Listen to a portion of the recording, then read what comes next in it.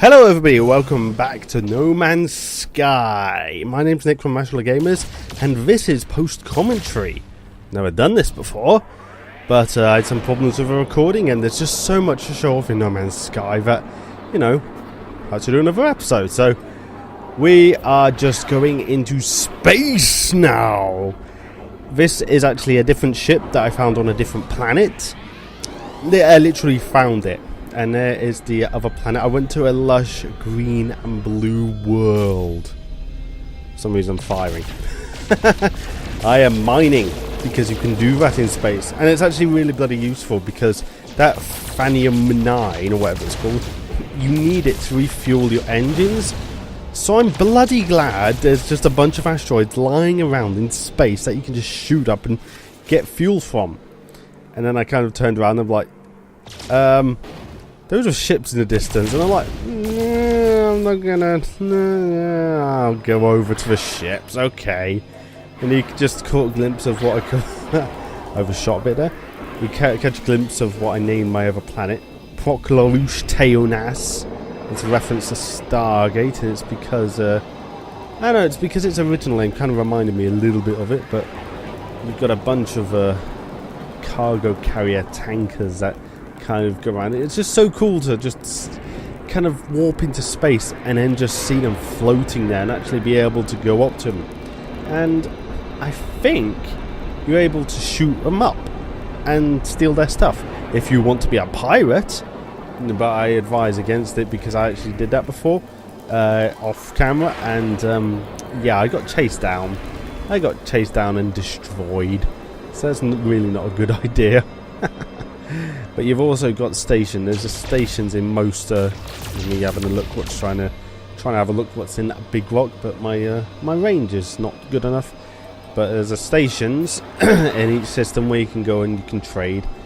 Not as big as you would really like, considering the size on what it looks like on this. They're actually really small on the inside, but it's still cool to go in, and they're actually really easy. It's not like in Elite Dangerous where you have to try and direct yourself in, because as you'll see, it just kind of, once you're in the beam there, it will grab onto your ass and pull you in. There we go. I wasn't doing anything. It spins you around, you just hop out your ship.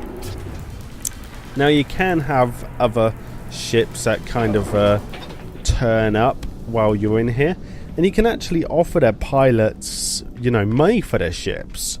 You can say, yo, can I buy your ship? And they can be like, yeah, how much? But yeah, it's literally just a little corridor up here, and it takes you down to a little bar with a dude. And that's about it for the space station. But, you know, this cover's cool. Priest Entity Lopi. He talks a lot of gibberish, and he says his facial lights constrict, and he wants some help. So I think, well, he wants to help me apparently. So I go for looking for a new word, and this helpful asshole teaches me the Korvax word for Korvax, which kind of makes no sense whatsoever. And that other room down there, you actually need a pass to get into, and I have no idea where you get it. I think it's the Atlas Pass. And some of the crates on the planets have Atlas passes as well. That, yeah, I just can't work out how to get. And you can see there's another ship coming in. And I'm like, don't hit it, don't hit it. Oh! And I want to see what kind of ship it is. Like, is it cooler than mine? But it's already gone. So I'm like, nah. So I'm just having a look around my system here, deciding what to do with the vastness of space. And what can I do? I just stare at the space station and think, this reminds me of Babylon 5. But then you get to see some of the other creatures I've discovered. I really need to name all these. They're really backing up, but there is one that I decided to... I couldn't help but name. So I named it... What did I name it? Sackback. Because it just got a sack on it back, and I'm not very imaginative. Even though I'm a writer. That's weird. But now we get to see the galaxy map. Now you can't really. Oh, I don't think I've not found a way to do it yet. You can't actually zoom out like you can in Elite Dangerous. Instead, you have like a free look, and you can travel through the galaxy, and the music just turns all kind of wondrous and amazing, and it's just this in itself is fun enough for me. I love this. Just zoom through the galaxy, all the different quadrants, and if you come to a halt, Nick, if you come to a halt, there we go. You can actually look at different planets. Well, not planets, but stars, and actually see the names and stuff. Here's me trying to plot a course. That line it's directing you is the line to the center of the galaxy, and it's actually a damn long way. Here's a little cut down hyperdrive pit. You can see some other giant ships just warp in, which is so cool. But yeah, I cut down a hyperdrive part because, well, that's basically their way of hiding the loading screen, because you know it's got procedurally generate everything, and considering it's really not that long. But I'm there trying to scan everything and like, how do I do this? And I get a signal from a planet. What mysteries lie here? But I'm too interested in this dirty great ship to do anything. I mean, that's a cool ship. It looks almost like a station in itself. See? It even disrupts my warp bubble. Is it a warp bubble? It just says warp, but or pulse. I'm assuming it's a warp bubble. It's fine. It's fine. But the ship's that large, it actually disrupts the warp bubble, which is crazy. But this is the meat of the game. This is the most of it. This is the space and exploring different planets. I mean, you start off on the one planet, you explore and everything. Oh my god, this is so huge, and oh my god, there's loads of stuff to explore. And you're like, no, that's just one kind of biome of this entire universe, and it's just nuts how large it is. I mean, it's frankly irresponsible kind of size of a universe or a galaxy or whatever. We're just warping into this planet here.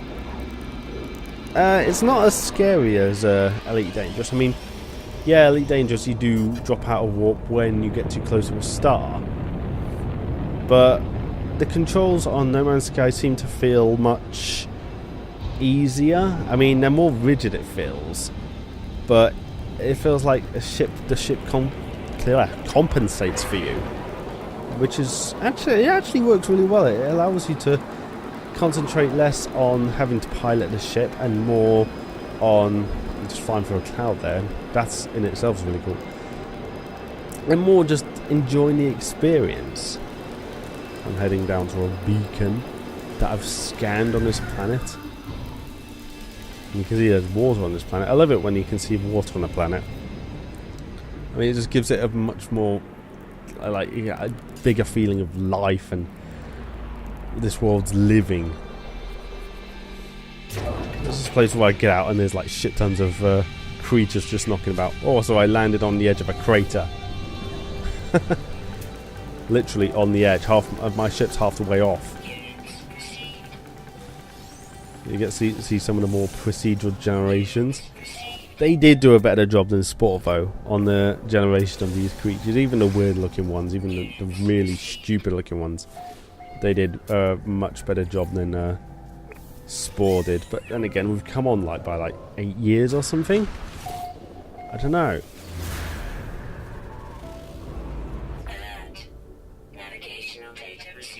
There we go. There's some more life signs, which I decided not to investigate, and you can see there's actually a sea all around this island I'm on. And this place is irradiated to shit.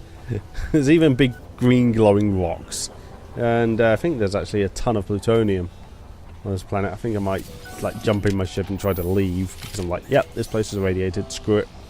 And I decided and then it said you have no launch capacity, so I'm like, crap. See my ship hanging off the edge there. And the sky as well, it really looks like an irradiated sky. It's just so wow. Everything works really well together, I think. considering it's all done on the fly. There we go, not enough fuel for the launcher. So I'm like, I don't appear to have enough energy. I don't have enough plutonium. So I go and find why the planet's so irradiated. Because there is just so much plutonium. It's crazy. You just mine it. Another platinum plant. See, you can see down there the plutonium. It's big spiky crystalline states. Why is it in crystalline state? I'm not complaining. I mean, it's cool, but it doesn't seem to make too much sense. But it's everywhere on this planet, which makes a hell of a lot of sense. And you should give the developers credit for that. I mean, programming it so the planets and the procedural generation knows what kind of stuff to put on each planet depending on its environment. It's more radiated, so gives it an irradiated sky and gives it loads of plutonium on it. If it's like habitable planet, then it has loads of life and has just looks gorgeous, and it has lots of iron apparently. It just has lots of terrestrial kind of stuff. I'm gonna have to start. There's a lot of plutonium there. But I ran out of space. Gonna have to start naming classes of planets, like M class and D class. And what would this planet be? I mean, it's not quite a demon planet. I mean, there's life for one. I'm using Star Trek classifications, by the way, because why would I use anything else? Is there actually any other classification for planets in any other sci-fi, or is it just Star Trek? I'm just obsessed with Star Trek. I'm actually going to the 50th anniversary whatchamacallit in Birmingham in October.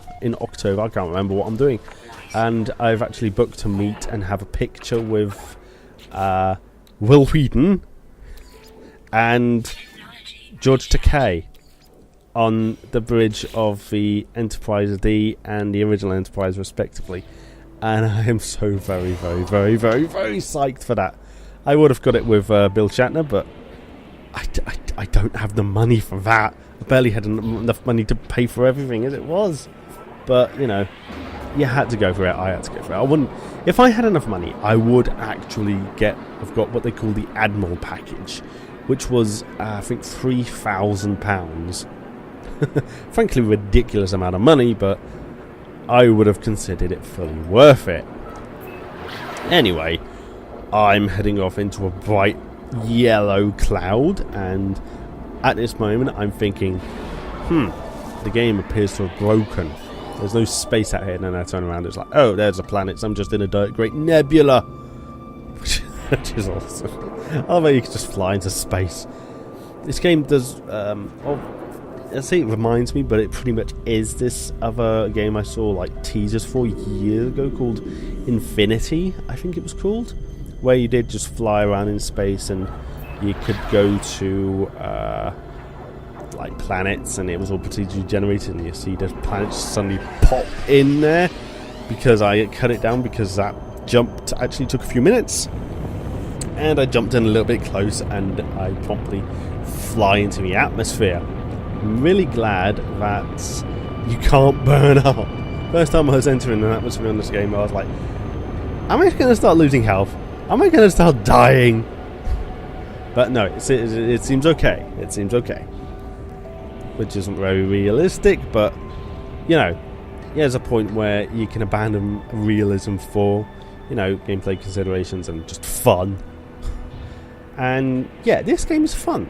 Yeah, you could say it is repetitive, because you're just you'll warp into a planet, looking around, warp into a planet, looking around, refueling your ship, blah, blah, blah, getting resources. But it's just a variety of stuff. I'm just excited to see what comes next.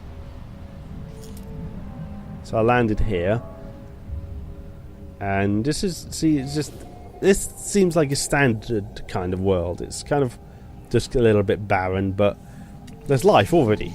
Weird looking life. And it just seems like There's life everywhere. I think there's only like maximum of like 12 species on planets. Well, don't like maximum you can average like 12 or something. And you probably could find it within like a couple of square kilometers, so you don't need to go exploring the entire planet. It's completely redundant to do so. But you do have that option. Oh, and here we see one of the weirdest things I've come across. It does actually look remarkably like something somebody else posted on Twitter. So I'm not sure whether that's just a coincidence, because I very much doubt that. Well, I could have renamed it so it's not the same creature. But I'm just curious at how many variants of creature you can have. There it is. There's a weird creature. And what kind of body parts, because them two look pretty much identical. They just got scale. One's got scales on the back, the other hasn't. It just concerns me about how different they can be. And then I see this beastie, I'm like, yeah, he's pretty different. So, you know, yeah, I'm just going to have to look more. I'm yet to find a ginormous creature. I really want to find a ginormous creature. That would be awesome. I know some people have, but I have not. But I guess they're like rarer, kind of like Titan type things. I'm trying to feed it and it's just like, no. I might call that one a Tauntaun. Not Tom-Tom, Tauntaun. Star Wars reference for anybody that doesn't get it. Most people should get it. It's fine. It's fine. Anyway, it's coming to the end of the video, and I have shown you just about all that I have seen so far in No Man's Sky. So, if you want to pick it up, then go ahead and pick it up. If you want to keep watching my stuff, then keep watching my stuff. Like, share, comment, subscribe, and all that other lovely jazz, and I will see you next time.